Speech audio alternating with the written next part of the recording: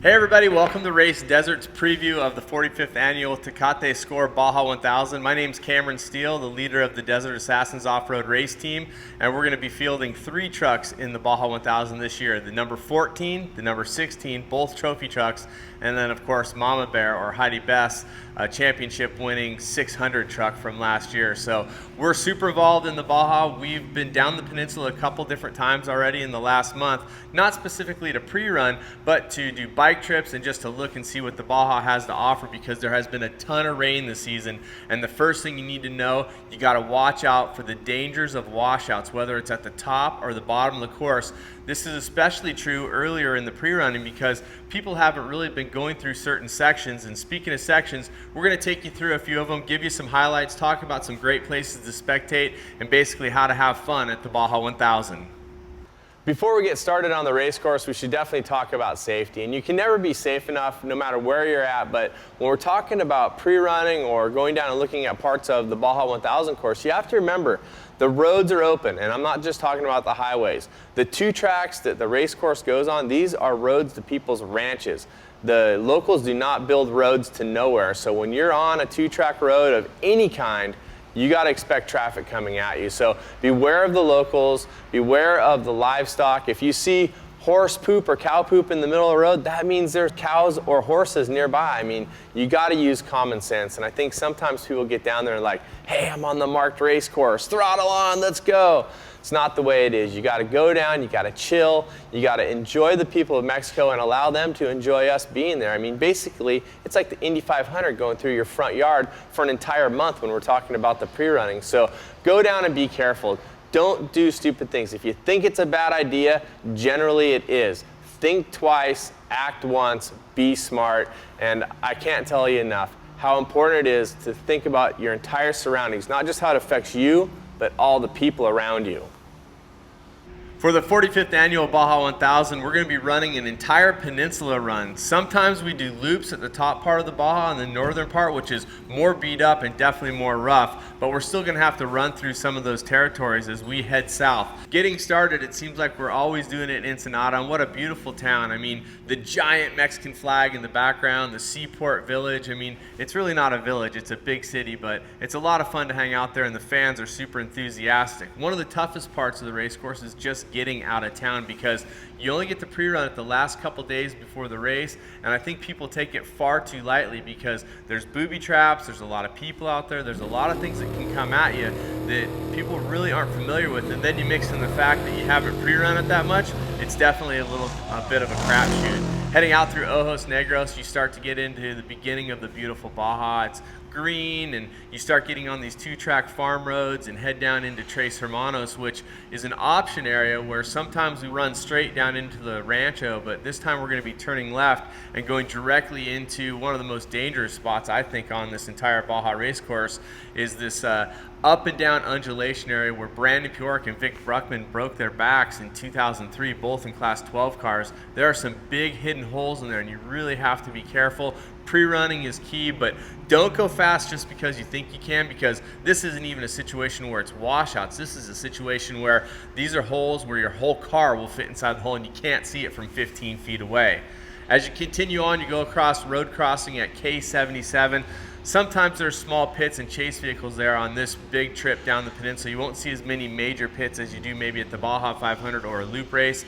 This is an interesting place to spectate, but always be careful on the highway because people are not paying attention, and you don't want to add to that. You don't want to be driving around looking at race cars and trying to figure out where you fit in race car and civilian vehicles, so be real careful. We'll head out into the new twisty section the farmers have set up as we head through Independencia, and not going down the goat trail this year. We're going to be coming out just before that, as we did in 2010, and getting on Highway 3, where it'll be a transfer section at 60 miles an hour. For those of you that don't know, we're always running 60 miles an hour on the highway. It's a safety situation, and it's monitored by SCORE and the ear track system. And we'll run that highway all the way down to the small little village of San Matias, which is just before you break into the Diablo Dry Lake area. You're going to hop off the pavement on the north side, run the wash for a little bit. There's some boulders in here you want to watch out for, and you'll cross Highway 3 and go into the more technical part of San Matias Wash.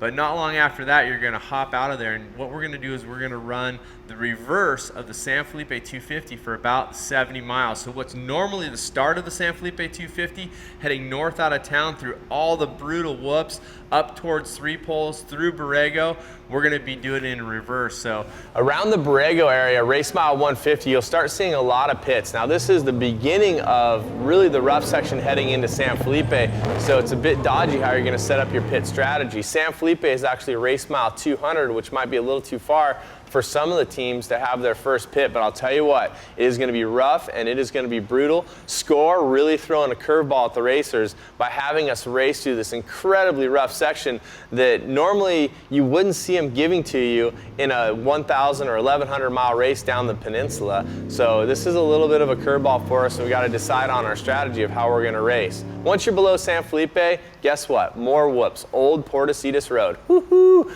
This can be fun. 30 miles of straight whoops before we get onto the pavement.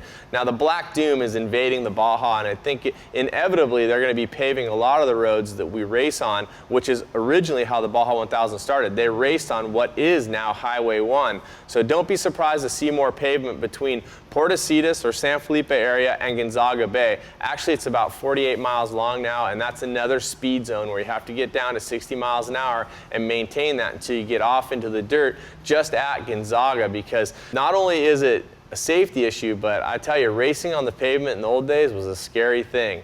Getting back on the dirt, you can get on the gas as you head to Coco's Corner, which is really a landmark for the Baja 1000. Coco, who now has had both of his legs removed due to diabetes, is just a great character. You can stop in, you can have any kind of soda you want. I say don't drink and drive, so be careful down there, and that's going to lead you right into the Calamaway Wash or Frog Canyon. Now this spot, a lot of people discount this. They look at the area and they think, oh, it's a small area, maybe I don't even need to pre-run, or I've been through there before. I can tell you, for a short amount of time in there, it looks like a marsh. So there's been a lot of rain on the Baja Peninsula, as we talked about, so you might want to think about how you're going to set up your race plans as it pertains to water, starting off right here in Calamaway Wash. Just beyond that, race mile 350 and El Crucero. It's a name of a place, but it's not a town. It's the place where we first come up alongside Highway 1. Traditionally, there's a number of pits here, and a lot of people have a chase truck in this area. So El Crucero, race mile 350, look for a lot of pitting in this spot. Leaving El Crucero starts another new section as we head into the Bahia de Los Angeles area, and the last bit of dirt you see after El Crucero, great elephant trees, great vegetation. If you get a chance to stop and check them out, they're just kind of twisted and absolutely beautiful. You're going to jump on the LA Bay pavement, which is frustrating once again as you get into the speed zone, but you'll head into LA Bay, and it's a great little place. I love the sunrise. It's probably my most spectacular thing that I love on the Baja is watching the sunrise in LA Bay. So if you get a chance, be sure and do that. Headed south traditionally is just really fast graded roads, but I caution you, this is where the rain damage really has started coming in. There's a lot of big holes. A few years back, actually Travis Pastrana had a big accident out in this area. So you got to really watch yourself, as you do around the whole Baja 1000. You have to go and look for yourself before you can race in these sections. And even when you think you can go fast, you should be checking up and paying attention to what's going on. Headed south though, these roads, like I said, they're beautiful, but right now they're torn up. There are huge crevices in the road. So you guys really be careful. Think about what you're doing as you head down to San Rafael Fish Camp. If you get a second, right when the race course comes out along the Cia Cortez, if you get a chance to go in and say hi to Poncho and his crew over there, bring them a present from LA Bay. We always do on our bikes or whatever. We pack something in the backpack and take it to him. Fruits, vegetables, cooking spices, whatever. I mean, he likes the other stuff too, like cigarettes and such, but we prefer the healthier stuff for him. Now he's getting a little bit older. So moving farther south, you're going to turn right on the race course down near the San Francisco Junction, which again is more beautiful Baja, but we're going to miss some of it because we're headed right towards Elarco. And this is where another change in the race course comes up. I haven't seen this section myself as it is marked for the race course, but I believe we're going more into Elarco instead of making the traditional left turn down towards the Santa Gertrudis Mission Road. And what this does, it takes you to one of my favorite two tracks out of Elarco. It's absolutely amazingly smooth and fun for the most part. Like I said, I haven't seen it, so there could be washouts. Don't count on my word, go on your word. Go figure out where you can go fast. And this brings us in to the Vizcaíno area, where normally we've been driving down the east side of the highway and then jumping on the highway for 45 miles. But SCORE was crafty enough to come up with a new section where we're going to cross the highway just north of Vizcaíno, and we're going to head into part of the biosphere. And when I say biosphere, it's a protected area where they're not building more roads, but roads that exist are okay to go on. And I can tell you, I've been out there recently on some of the 2-tracks. Wow, it is amazing. Between the back of Vizcaíno and the Abriojos Road, some of the most spectacular 2-track old school Baja stuff I've seen in a long time. Again, I haven't seen the exact mark course, but I think it's really going to be a great place. Watch out for the big sand drifts, because the wind blows in there quite a bit, and there's all of a sudden big rolling mounds that you may not expect. And I can tell you this, for safety, there is a giant washout before you get to the Abriojos Road. Don't get all comfortable cruising along in your pre-runner, because all of a sudden there's big ditches ahead. As you cross the Abriojos Road, this is going to take you into a section that I think SCORE has never run on. We went in there a few years ago on our dirt bikes and I absolutely loved it. We call it the San Ignacio Canyon. It's tough though, I guarantee you this. It is not a super hard navigation, but it has hills, it has rocks, it has holes, and it has hill climbs. And there are some day-ending boulders right on the edges of the road, and if you misnavigate one of the hill climbs and get off the edge, you're going to be stinking up the entire track. So really think about what you're doing before you go down in there. We're going to pop out of this section at the military checkpoint in San Ignacio. It's kind of fun because the military guys will come over when they see race cars, or pre-runners I should say, coming up with the lights on. We recently went through there with 24 motorcycles. They all came running over and we were like, hey, what's up? And high-fived them. And don't panic when you see the military. They're there to do a good job to keep everybody safe. When you're pre-running, if you have time, down near checkpoint 4, check out the San Ignacio Mission. What a fabulous place to be. I mean, the square of San Ignacio, the people there absolutely love off-road racing. Bring stickers, bring posters, take 5 minutes and just download with the people there if you can. It's really a beautiful place. And if you don't get a picture out in front of the San Ignacio Mission, you're really not seeing the Baja. And remember, inside the missions, no hats, no helmets, and no flash photography.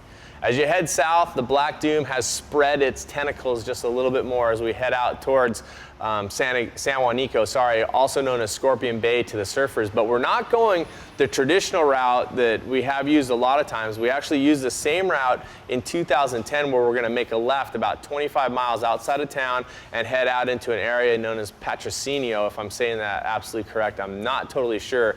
But it is a 2-track area that starts with good roads and just keeps going downhill and downhill and downhill from there. As you pass through different ranches, the road becomes less and less maintained. So you really got to be careful. We were out there recently and came to a 4-foot deep, 200-yard wide water crossing. And after being out on this section for 30 miles, we had to go back.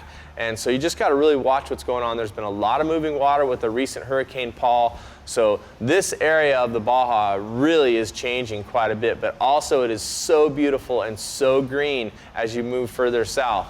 As you get out of the Patrocinio area and get across where these water crossings may or may not be, you're going to head through Rancho Correnta, which traditionally has a silty area, and the ranchers there are pretty cool. You got to kind of check in, say hi, and just kind of get through their gates. Remember, if you come to a shut gate, it's your job to open it, go through without running over parts of the gate or fence, and put it back up. The fences and gates are there for a reason, to keep the livestock on one side of the property or on the right side of the fences. You leaving it open causes problems for all off-roaders, not just for the Baja 1000, but for people that enjoy the Baja year-round. Continue further south. You're going to get on bigger 2-track roads. You're going to go through some areas leading into San Juanico where there's great people, and Cudahy is a cool place. Take it easy on the main stretch of town because the race course is literally the only road in town. San Juanico, Scorpion Bay. If you surf or you love the ocean, this is a great place to get gas. There's a couple different options for Pemex there out of barrels or jugs. It's pretty consistent, so if you need to get fuel there, I think that you can. No cell service still in town, but you can find Wi-Fi if you're crafty enough to get into the right location. But if you get a chance to go down and check out the points, I think it's worth the time to go park the car, have a soda, a water, and a snack. It's just absolutely beautiful. Then you're going to head down the pavement once again for a short while as you turn off onto what is traditionally the road in from La Purisima. So you'll head down on the pavement around one of the big estuaries, or where the waters come in, and you're going to turn off onto a fast grader road. Watch out for washouts here. I haven't been there since Hurricane Paul was there. I was just there about a week ago, but Hurricane Paul could have changed the area. And this is going to take you into La Purisima, a quiet village, very cool area. There are tons of people, tons of kids. Take it easy. Posters and stickers are cool, but watch out if you're in a buggy or open wheel vehicle, they'll run right out next to the car. So you gotta really be careful when you're taking off, and you gotta check out the Close Encounters Mountain. Just to the north, as you're going through La Purisima, there is just an amazing mesa that you can check out. If you can stop and get a picture, it's pretty cool. And also, there's a waterway from the 1800s that runs directly alongside the race course between La Purisima and San Isidro. So it's some cool little features to check out. Once you leave the La Purisima San Isidro area, you're going to head over into what I call the crossover road. And this is a rocky mountain section in the Commandeau Mountains. And there's a big climb, not too bad, but you got to remember that this area is full of washouts, especially towards the end as you get towards checkpoint 5, which is race mile 785. You're going to make a hard right turn there. Now, I'm sure you can tell by the map, but you're just about 3 miles from Highway 1, so this is a good place for pre-runners or people to have access. Be careful of traffic, but this is a good place to see your crew. When you make the 90-degree right at checkpoint 5, you're headed down into the silt bed area. Traditionally, in 2007, it was really bad. Trucks stuck all over the place, just brutal on people. The people of Loreto, the government there, and Baja Sur so badly want to have the race course go through this area that they went out and excavated on the side of the race course and pulled up gravel and put it onto the race course, and it really is nice. I was down there recently before Hurricane Paul, and it looked like, I mean, almost like a gravel road, so we'll see if it holds up. Now beyond that, you're gonna get into the mountain section, which is really tough. I skipped it on my motor ride and on my reconnaissance of the Baja Peninsula because there's been so much water damage.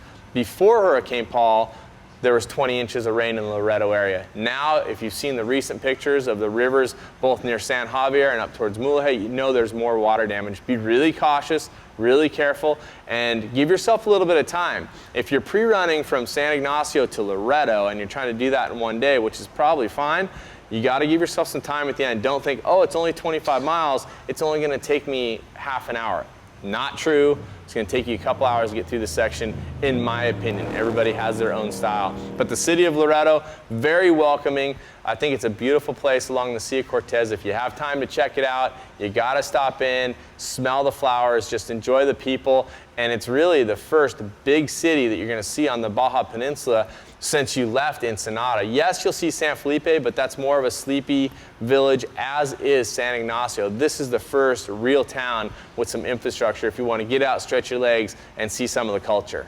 I've seen some recent photos from the Loreto area and where we head out on the race course to the west up into the San Javier mission area. There's a lot of water damage. The highways are washed out. The rivers have been blasting through there. When we leave Loreto, we actually go up the wash, so I'm not sure what kind of damage to expect in that 8 miles, but be real careful. I can tell you though, the San Javier mission has been there since 1699. That's right, over 300 years.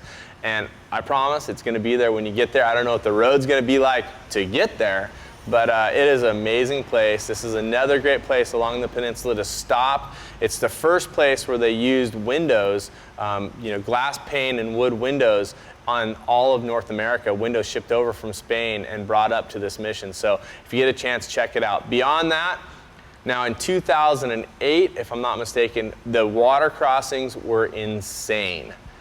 I think we're going to see some more of that this time around. I was recently up in this area and most of the riverbeds were dry, but now that we've had another hurricane in the area, I suspect we're going to see a bit more water damage and a little bit trickier to get through there, but you never know because sometimes it hits hard in one spot and sometimes it doesn't hit at all in another spot. And the other thing is the locals have to use these roads every single day, as I've talked about, so they're really good at maintaining them. And if you look around really carefully when you're pre-running, some of the things that you look at Most of these roads are put together by hand or maintained by hand tools. They're out there shoveling the holes, moving the rocks. So think about that when you're roosting through the roads they use every day.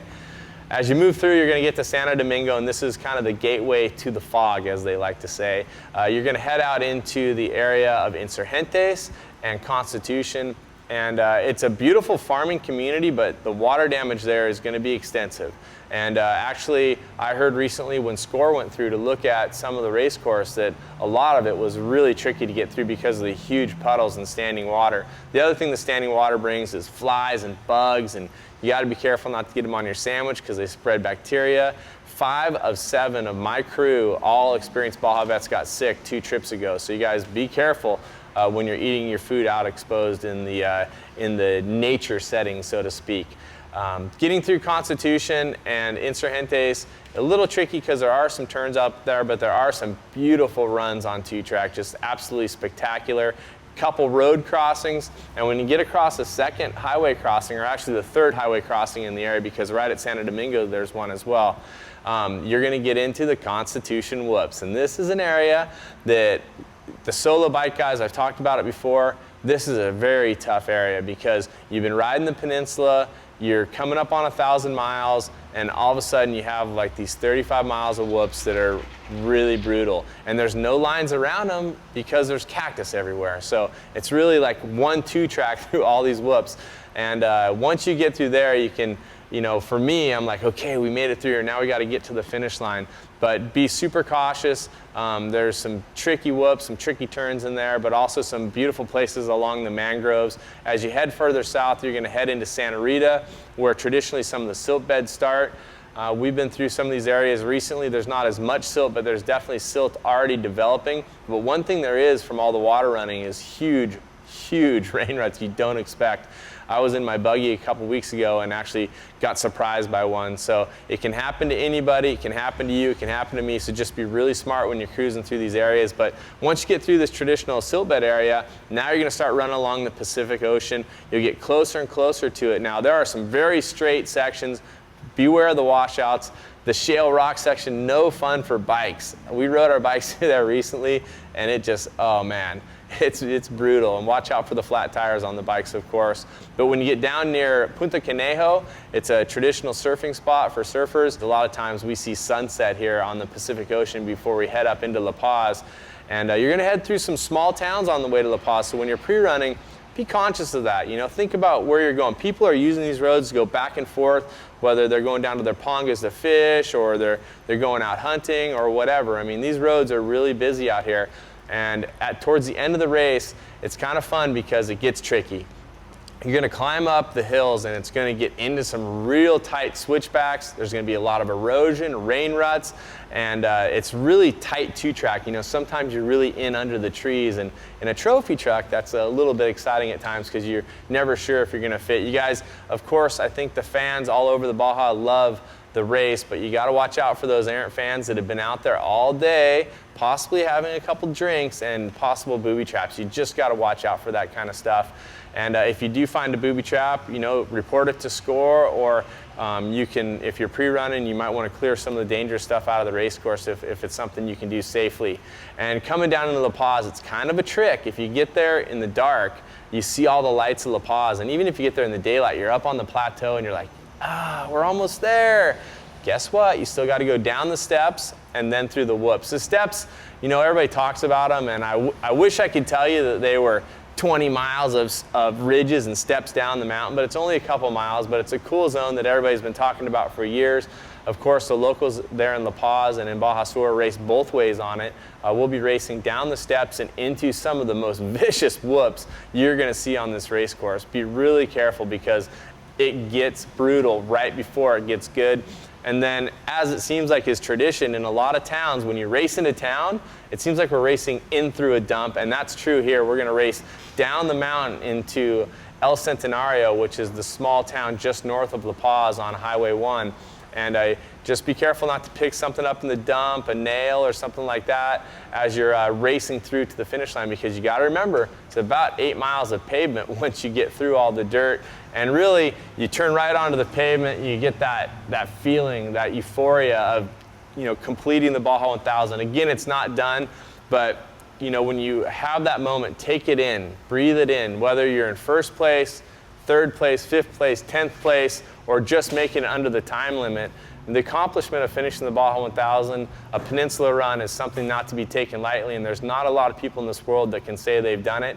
You'll drive down into the Whale's Tail area, make a left to the finish line, and I can tell you, just getting there is an emotional thing. The last time I was there, we were just barely inside the top 20 in trophy truck, and it still overwhelms you to think of all the people and all support, all the sponsors, and what it took to get to this point. Like I said, whether you win or you just finish, enjoy it, because it's something that a lot of people will never have the chance or opportunity to comprehend. Now you've seen our fun little preview here of the 45th annual SCORE Tecate Baja 1000. It's my pleasure to give you the information that I have, but remember, use your head and think about what you're doing. And when you're starting to think about this peninsula run, and when you're down in La Paz, take some time in the beautiful Baja Sur, whether it's La Paz or the East Cape or Cabo San Lucas or Todos Santos. What an amazing part of the world. So green, it looks like a jungle right now. And just go out and enjoy the people and the place while you're there. And one thing I caution you about, there's people out there that race these races and they turn right around and they drive home. I want to caution you.